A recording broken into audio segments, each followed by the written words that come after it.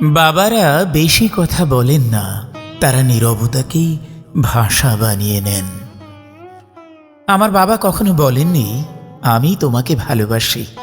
তিনি শুধু ভোরে উঠে কাজ করেছেন, রাতে ক্লান্ত শরীর নিয়ে চুপচাপ ঘুমিয়েছেন।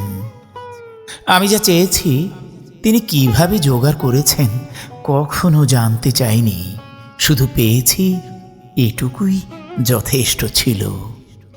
বাবার রাগ ছিল, কিন্তু সেটাও শব্দহীন।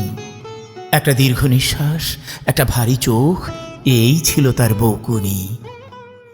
জ্বর হলে মা পাশে বসতেন, বাবা দরজার পাশে দাঁড়িয়ে থাকতেন, যেন কিছু একটা না ঘটলে তিনি ঢুকবেনই না। বড় হয়ে বুঝলাম ওই দরজার কাছেই তার সব ভয়, তার সব ভালোবাসা একসাথে দাঁড়িয়ে থাকত।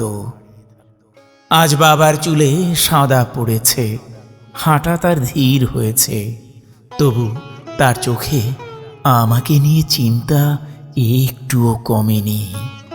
বাবারা আসলে কাঁদেন না, তারা শুধু নীরবে ভেঙে পড়েন, আর সন্তানরা তা বুঝে ওঠে, কিন্তু অনেক দেরিতে।